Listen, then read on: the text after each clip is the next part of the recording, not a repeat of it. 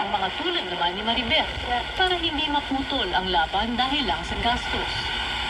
Pinalawak din ang maternity coverage para sa normal delivery, cesarean, prenatal at postnatal care.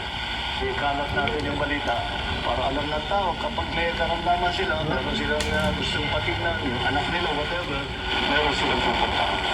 Sa buong bansa, tuloy-tuloy ang trabaho. Isa-isang inaayos ang mga bagay na nagpapagaan sa buhay ng mga Pilipino. Ngayon may PhilHealth, may tulong.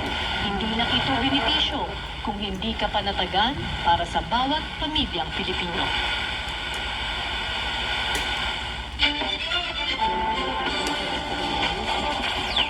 Traffic check ulit tayo sa EDSA Mega Mall. Bumper to bumper ang mga sasakyan sa northbound lane, like naman ang southbound lane. Welcome to the show. Ito ang mensahe ni PGMN Anchor CJ Hiro kay Leyte Congressman Martin Romualdez. Matapos niyang ilabas ang umano'y expose laban sa dating speaker. Pero puna ng ilang eksperto, old news na ang lahat ng ito. Yan ang agenda report ni Andrea San. Binasag na ni PGMN Anchor CJ Hiro ang ilang araw niyang pananahimik kasunod ng pagkakaaresto kay PGMN founder Franco Mabanta at ng 4 pang personalidad kaugnay sa umano'y tangkang pangingikil kay former House Speaker Martin Romualdez. Natapos na lumaya ang lima nitong weekend, muling nabuhay ang Facebook account ni Hiro. Nitong linggo ng gabi, personal niyang inilabas ang sinasabing expose video na inuugnay sa umano'y extortion attempt at tinawag itong katotohanan na gustong patayin ng dating speaker. This time, to pick apart and take down dirty house he built on insatiable greed for money and power.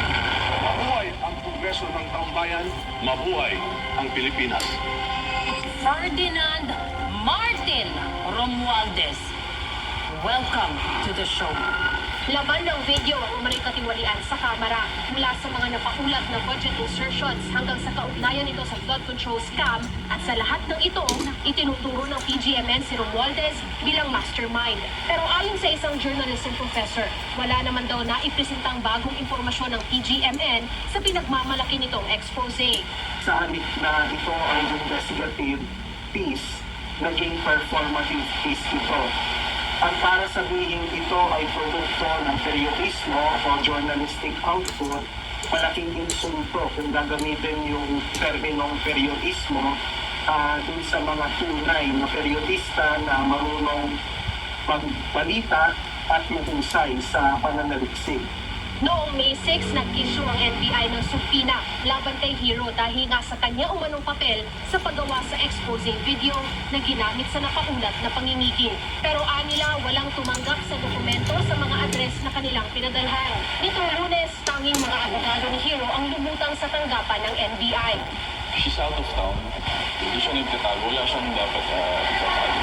Kaya nga ako niya pinapunta dito para i-represent siya. In good faith siya na pumunta dito sa NBI.